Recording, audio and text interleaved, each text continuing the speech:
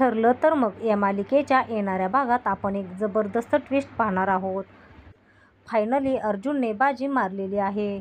मधुभाऊंना या सगळ्यामध्ये पुढल्या फेरीला यायलाच लागणार नाही आणि त्यांची निर्दोष सुटका होण्यासाठी जी चैन दामिनीच्या विरोधात पुरली गेलेली आहे, त्या चैनमधली एक कडी अशी लागू पडली की त्या कडीचा कुणीही विचारसुद्धा केला नसेल. प्रिया इकडे साक्षी यांच्या पायाखालची जमीन हादरत सायलीने जिंकलेलं आणि कडी दुसरी तिसरी कोणीही नसून शेजाऱ्यांनी दिलेली साक्ष आणि शेजाऱ्यांनी पाहिलेलं दृश्य. त्या दिवशी तिकडे तिसरी व्यक्ती साक्षी होती आणि तिच्याच हातात बंदूक होती.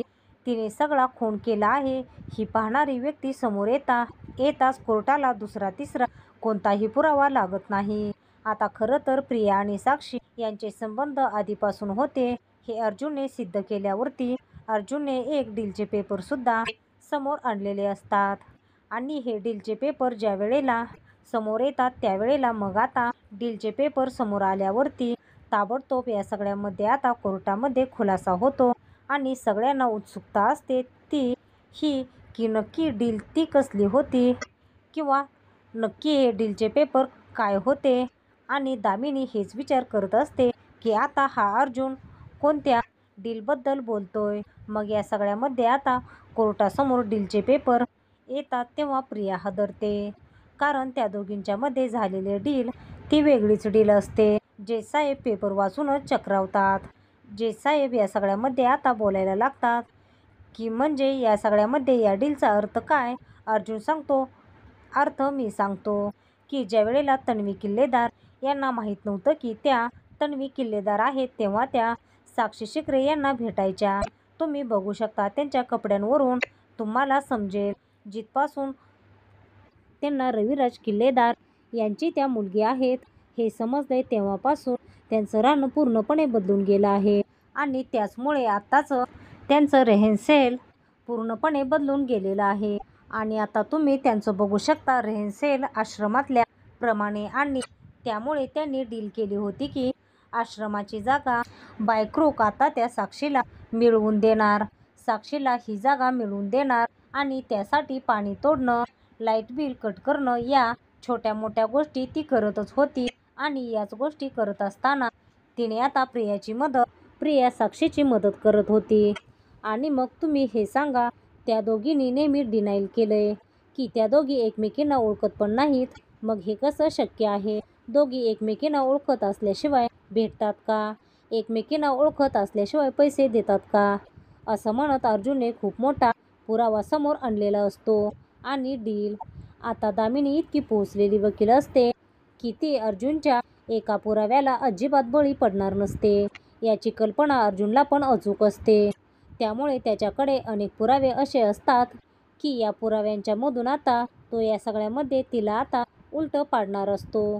पण आता ही खेळी आता दामिनी उलटवून लावण्यासाठी सांगते. मग काय झालं, त्या दोघी एकमेकींच्या आधीपासूनच्या मैत्रीण असतील सुद्धा कदाचित. मग त्या सगळ्याने आपल्याला काही फरक पडायलाच नकोय ना. अर्जुन म्हणतो फरक पडायला नकोय, पण हे जर का त्या दोघींनी डिनायर जर नसतं ना केलं आधीपासून तर फरक पडायला नको. त्या दोघींनी आधीपासूनच म्हणजे तुम्ही या केसमध्ये नव्हतात ना, त्यामुळे तुम्हाला या केसमधली डिटेल माहिती नाहीये आणि म्हणून तुम्ही हे सगळं बोलताय. तुम्हाला हे जर का आधीपासून माहिती असतं ना तर तुम्ही कदाचित हे बोलला नसतात. ह्या दोघींनी आधीपासून डिनाय केले. ह्या दोघीजणी एकमेकींना ओळखत नाहीत. यावरती लगेचच दामिनी सांगायला लागते याला सुद्धा कारण आहे ते यांचे आधीचे वकील. असं म्हणत दामिनी पुन्हा एकदा वकिलांवरती हा सगळा प्रकार फोडण्याचा प्रयत्न करते. मग दामिनी सांगायला लागते पवार वकिलांनी इकडे तन्वी किल्लेदार यांना हे सगळं सांगितलं असणार आहे. मला तन्वी किल्लेदार यांची साक्ष घ्यायची आहे. यावरती आता प्रियाला दिलासा येतो की ही बाई समोरूनच आपल्याला हिंट देत आहे. प्रिया म्हणते हो, मला या सगळ्यामध्ये जे सांगण्यात आलं तेच मी केलं. मी खूप घाबरले होते आणि घाबरल्यामुळे या सगळ्यामध्ये जे काही मला सांगण्यात आलं ते मी सगळं केलं. यावरती दामिनीने अजून एक मोठी चूक केलेली असते आणि ती चूक म्हणजे अशी की या सगळ्यामध्ये पूर्णपणे दामिनी बोलण्यातच अडकते. कारण ज्या वेळेला प्रियाने साक्ष दिलेली असते तेव्हा वकील रविराज असतात. पवार वकील आल्यापासून प्रियाची एक पण साक्ष झालेली नसते. मग अर्जुन म्हणतो दामिनी या खूप हुशार वकील आहेत, त्यांच्याकडून खरं तर ही अपेक्षा मला अजिबात नाहीये. मला खरं तर हे सगळं कळतच नाहीये. मला या सगळ्यामध्ये मूर्खासारखं ह्या काय बोलत आहेत. मला खरं तर हे कळतच नाहीये या सगळ्यामध्ये त्या असं मूर्खासारखं का बोलतायत. मुळातच जर रविराज किल्लेदार यांनी आपल्या मुलीला असं सांगितलं की या सगळ्यामध्ये त्यांनी आता तिने खोटी साक्ष द्यावी, तर रविराज किल्लेदार यांनी सांगावं मला रविराज किल्लेदार यांना कोर्टामध्ये बोलवायला आवडेल. रविराजांना बोलवल्यावरती इकडे नागराज आणि प्रिया यांचे धावे दणाणतात. लगेचच हे सगळेजण गडबडतात. आता पुढे काय होणार असा विचार करत असताना रविराज म्हणतात कदापि नाही. माझ्या मुलीचे आणि या साक्षी शिकरे हिची ओळख असणं हे नामुमकिनच आहे. असं घडणं शक्य नाही. पण एकंदरीत हे CCTV फुटेज बघता जर ती त्याला भेटली असेल किंवा जर तिने तिला भेटण्याचं काम केलं असेल तर मला नाही माहिती हे सगळं काय आहे ते, आणि या सगळ्यामध्ये मला तिने काही सांगितलेलं नाहीये. पण जे काही असेल ते सगळं तिने भीतीपोटी केलंय हे दामिनीचं वाक्य मला पटतंय. असं म्हणत रविराज एक शेवटचं वाक्य जोडत आपल्या मुलीला डिफेंड करण्याचा प्रयत्न करतात. यावरती दामिनी म्हणते मला सुद्धा तेच म्हणायचं आहे की मुळातच रविराज किल्लेदार यांनी जरी सांगितलेलं नसलं तर तिने स्वतःच ठरवलेलं असेल की मी आता जर का साक्षीला ओळखते हे सांगितलं तर मी या सगळ्यामध्ये अडकेन, म्हणून तिने हे बोलली नसेल. असं म्हटल्यावरती मग इकडे लगेचच अर्जुन सांगायला लागतो हे बघा मला काय वाटतंय माहिती आहे का, तुम्ही ना या सगळ्यामध्ये जर तर या गोष्टी करत बसू नका. असं म्हटल्यावरती तो आता सांगतो ठीक आहे, हा पुरावा मान्य नाही, मी तुमच्या समोर आणू इच्छितो. असं म्हटल्यावरती आता पुढचा पुरावा इकडे समोर ज्या वेळेला आणला जातो त्यावेळी सगळ्यांचे धावे दणाणतात. पुढचा पुरावा असतात मधुभाऊंना कोर्टामध्ये अर्जुन आता बोलावतो. अर्जुन मधुभाऊंना सांगायला लागतो मला आता सगळ्यात महत्त्वाची एक गोष्ट तुम्ही सांगायची आहे की या सगळ्यामध्ये आता ज्या वेळेला खून झाला त्यावेळेची तुमची पोझिशन काय होती. असं म्हटल्यावरती मधुभाऊ स्पष्टपणे ज्या गोष्टी सांगतात त्या गोष्टी आता समोर येतात. ज्या वेळेला मधुभाऊ सांगतात मी इथे उभा होतो, साक्षी शिकरे इथे उभा होती आणि इकडे विलास उभा होता आणि त्यांनी बंदूक काढली आणि हे सगळं केलं. यावरती मग आता जे साहेबांना दाखवलं जातं तन्वीचं स्टेटमेंट कोर्टासमोर सादर केलं जातं आणि तन्वीच्या स्टेटमेंटमुळे एक वेगळीच हालचाल होते.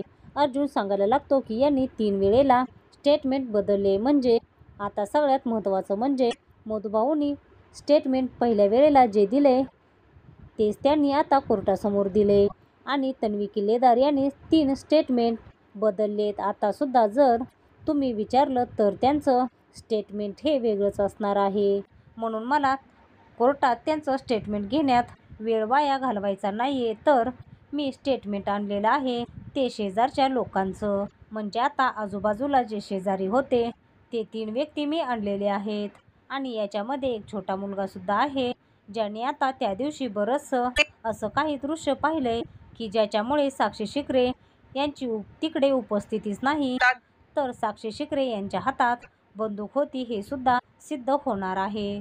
असं म्हणत मग मात्र या सगळ्यामध्ये इकडे अर्जुनच्या हातामध्ये जबरदस्त काही पुरावा सापडलाय ही गोष्ट मात्र समजलेली असते दामिनीला. त्यामुळे दामिनी या सगळ्यामध्ये आता गप्पच बसते. मग अर्जुन सांगायला लागतो 3 व्यक्ती आहेत, त्यांनी हे सगळं पाहिलेलं आहे. या 3 व्यक्ती आता कोर्टासमोर त्या रात्री काय घडलं हे सगळं काही सांगतील. असं म्हणत अर्जुनने आता सगळ्यात मोठा हुकमी एका काढलेला असतो आणि हा हुकमी एका असतो तो म्हणजे प्रत्यक्ष आता दर्शी पुरावे. अर्जुन सांगायला लागतो की हे तिघ जण बाजूला राहायचे आणि त्या तिघांनी जे काही पाहिलं ते स्टेटमेंट ते देऊ शकतील आणि या तिघांना एकाच वेळी बोलण्याची परवानगी मिळावी. मग साईड बाय साईड ते तिघ जण सांगायला लागतात घडलेली घटना त्या रात्री जे काही घडलं ती सगळी घटना आता समोर येण्याच्या मार्गावर असते. त्यातला एक माणूस सांगायला लागतो मुळातच माझा छोटा मुलगा तिकडे खेळत होता. ज्या वेळेला माझा मुलगा तिकडे खेळत होता त्याच वेळेला खऱ्या अर्थाने त्यावेळी प्रिया मधुकर आणि त्यासोबत विलास हे दोघं जण तिकडे आले होते. विलास आणि प्रिया ज्या वेळेला तिकडे दोघे आले आणि त्याच वेळेला त्या दोघांनी सुद्धा आतमध्ये एंटर केलं एकत्रच. आणि त्यानंतर एक गाडी आली होती. अर्जुन म्हणतो हा पॉईंट नोंद करावा. ती गाडी साक्षी शिकरे यांची होती असं यांचं म्हणणं आहे. म्हणजे ती गाडी इतकी महागडी होती की आमच्या वस्तीमध्ये अशी गाडी कधीच आली नव्हती असं यांचं म्हणणं आहे. ते सांगतात हो, ती महागडी गाडी आली आणि त्यातून एक मॉडर्न मुलगी उतरली आणि ती मुलगी सुद्धा आत गेली. खरं सांगायचं तर या सगळ्यामध्ये आता ती मुलगी विलास आणि प्रिया हे तिघजण काहीतरी करत असताना त्यानंतर मधुभाऊंची एंट्री झाली. अर्जुन सांगतो या लोकांनी इतकंच बघितलेलं नाहीये तर या लोकांनी अजून पण काही गोष्टी पाहिलेल्या आहेत आणि त्याच गोष्टी या सगळ्यामध्ये मी कोर्टात त्यांना सांगण्याची परवानगी देतो. त्यावरती तो माणूस सांगतो हो, हे सगळं ज्या वेळेला घडलं ना त्यावेळेला खूप रात्र झाली होती. माझा मुलगा खेळणी घेऊन आत आला आणि त्याला कुणीतरी फटकारलं म्हणून मी पाहायला बाहेर आलो होतो. त्याच वेळेला ती मुलगी आता तिकडे आली. अर्जुन त्या बंदुकी त्यांच्या हातात देतो आणि तो म्हणतो तुम्ही मला सांगू शकाल कोणत्या पोझिशनला कोण होतं. मग त्यानंतर ते तिघजण मिळून आता व्यवस्थितपणे सांगायला लागतात. ते सांगायला लागतात की इकडे ती मॉडर्न मुलगी उभा होती आणि त्यांच्या पाठोपाठ समोर होता तो म्हणजे मधुभाऊंना मारण्यासाठी तिने आता बंदूक उचलली होती. ज्या वेळेला मधुभाऊंना मारण्यासाठी तिने बंदूक उचलली आणि त्याच वेळेला मधुभाऊंनी या झटापटीमध्ये ते खाली पडले. ते ज्या वेळेला खाली पडले त्याच वेळेला इकडे आता प्रिया मधुकर लपून बसली होती. आता प्रिया गडबडते कारण या सगळ्यामध्ये आपलं नाव इतक्या सहजासहजी असं आता तिला बिलकुलच वाटलेलं नसतं. आपण या सगळ्या प्रकरणामध्ये असं काही अडकू हे तिला अजिबात वाटत नसतं. आणि आता ती अर्जुन जे बोललेलं असतो ते आठवत असते की खुनाची नाही, फाशीची नाही तरीसुद्धा जेलमध्ये जाण्याची ही शिक्षा नक्कीच होऊ शकते आणि त्यामुळे ते अशी काही गडबडते. आणि त्यानंतर मग आता अर्जुन सांगायला लागतो मग पुढे काय घडलं. त्यावरती तो माणूस सांगायला लागतो काही नाही, मधुकर पाटील हे खाली कोसळले आणि मधुकर पाटील खाली कोसळल्यावर ती गोळी लागली म्हणजे इकडे विलास पाटलाला ज्या वेळेला गोळी लागली आणि त्याच वेळेला खूप मोठा आवाज झाला आणि त्या आवाजाने दुसरा माणूससुद्धा तिकडे आलेला असतो. आणि त्यावेळेला तो सांगतो मी जे दृश्य बघितलं त्याच्यामध्ये मला गोळी झाडल्याचं मला माहीत नाहीये, पण गोळी झाडल्याच्या नंतरचं दृश्य सांगू शकतो. इकडे आता साक्षी शिकरे यांच्या हातामध्ये होती ती बंदूक त्यांच्या हातामध्ये होती आणि विलास तिकडे लतपत पडला होता. तिच्या हातामध्ये बंदूक आणि प्रियाने मधुभाऊंच्या डोक्यामध्ये वार केला. प्रियाने मागून फ्लॉवर पॉट टाकला. एक एक करत सगळ्या गोष्टी समोर आल्यानंतर मग आता केसमध्ये काही रामच उरलेला नसतो. या केसमध्ये काही राम उरलेला नाही हे लक्षात येताच आता मात्र इकडे प्रिया गडबडते. हे काय झालं आता, हे साक्षीदार मुळातच समोर आहेत म्हटल्यावरती मग आता माझ्या बाजूने कोण हे करणार. यावरती मग आता अर्जुन सांगायला लागतो तुम्ही आता सगळ्यांनी तुमची आयडेंटिटी आणि तुम्ही आश्रमाच्या बाजूला राहता हे सगळं द्या आणि या सगळ्यामध्ये कोर्टामध्ये हजर व्हा. असं म्हणत असताना दामिनीला उलट तपासणी घेण्यासाठी सांगितलं जातं. ज्या वेळेला दामिनीला उलट तपासणी घेण्यासाठी सांगितलं जातं त्यावेळेला दामिनी सांगते मुळातच मला या सगळ्यामध्ये तुम्हाला अजून एक विचारायचं आहे की तुम्ही सगळेजण हे तिकडे करत असताना होतात मग 2 वर्ष हा खटला चाललाय तर तुम्ही होतात कुठे. दामिनी हा प्रश्न काढणार. ही गोष्ट आता अर्जुनला चांगलीच माहीत असते आणि त्याचमुळे अर्जुन या सगळ्यामध्ये आता त्याला पण प्रिपेअर असतो. आता दामिनीला ही चैनच माहीत नसते जी अर्जुनने तिच्यासाठी ट्रॅप रचलेला असतो आणि त्यामुळे दामिनी सांगते 2 वर्षापर्यंत हे लोक लपून बसले आणि आता इकडे आले याचा अर्थ हे पुरावे तयार करण्यासुद्धा आणू शकले असतील ना. आता हे पुरावे तयार केले असतील. दामिनी देशमुख हे केस लढते म्हटल्यावरती अर्जुन सुभेदार घाबरले की काय, खोटे पुरावे आणि खोटे साक्षी त्यांना तयार करावे लागले. यावरती अर्जुन म्हणतो बिलकुल नाही. असं म्हणत अर्जुन आता कोर्टामध्ये बोलवतो तो म्हणजे कुसुम आणि सायली या दोघांना. अर्जुन सांगायला लागतो अजून माझ्याकडे खूप मोठं स्टेटमेंट आहे जे स्टेटमेंट प्रूव्ह करू शकेल की या गोष्टी अशाच आहेत, असं म्हणत अर्जुनने आता कुसुमला कोर्टामध्ये बोलवलेलं असतं. कुसुमला कोर्टामध्ये बोलवल्यावरती अर्जुन म्हणतो, सांगा विलास काकांचं ते सत्य, तुम्ही सांगा जे सत्य या सगळ्यामध्ये कुणालाच माहीत नाहीये. मग कुसुम विलासचं सत्य ज्या वेळेला सांगायला लागते त्यावेळेला खऱ्या अर्थाने साक्षी हदरते.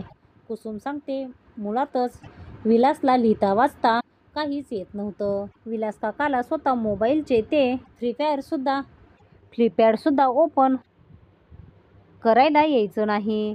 अर्जुन सांगतो, मग जो काही मेसेज जो खून झाल्यानंतर 1 तास आणि 20 मिनिटांनी केलेला आहे तो मेसेज केला कुणी, हे सत्यसुद्धा आता बदलता येत नाहीये ना. हे सत्यसुद्धा तितकंच खरं आहे, ते सगळं प्रूव्ह केलं जावं. आता दामिनी खरी हदरते. हा मेसेज प्रियाने केलेला असतो आणि यावरती आता दामिनी सांगायला लागते, अर्जुन सुभेदार तुम्ही तुकड्या तुकड्यामध्ये सगळे पुरावे देत आहेत, म्हणजे एक पुरावा अर्धवट, दुसरा पुरावा अर्धवट, तिसरा पुरावा, नक्की तुम्हाला सिद्ध तरी काय करायचं आहे? अर्जुन म्हणतो, मला काहीही सिद्ध करायचं नाहीये, मला फक्त तुम्हाला ही सगळी पुराव्यांची एक एक करत चैन दाखवायची आहे आणि ही चैन दाखवून शेवटच्या क्षणाला ज्या वेळेला या चैन एकत्र जोडतील आणि ज्या वेळेला फास बनून गळ्यात लटकावेल ना साक्षी शिकरे, तेव्हा तुम्हाला माझं कळेल. यावरती दामिनी म्हणते, हे बघा मुळातच हे साक्षीदार खरे आहेत कशावरून? अर्जुन म्हणतो, मला वाटलंच होतं की तुम्ही हा प्रश्न विचारणार. त्याचं सुद्धा उत्तर ज्या वेळेला लिंक समोरासमोर येतील ना तेव्हा मी देणार. असं म्हणत आता कोर्टामध्ये एक एक चैन सुरू झाली. साक्षीदार स्वतः आलेत, मेसेजचं सत्य समोर आले आणि त्यानंतर दामिनी आणि साक्षी या कशा अडकणार हे आपण येणाऱ्या भागातच पाहणार आहोत. ठरलं तर मग या मालिकेचे पुढील धमाकेदार ट्विस्ट पाहण्यासाठी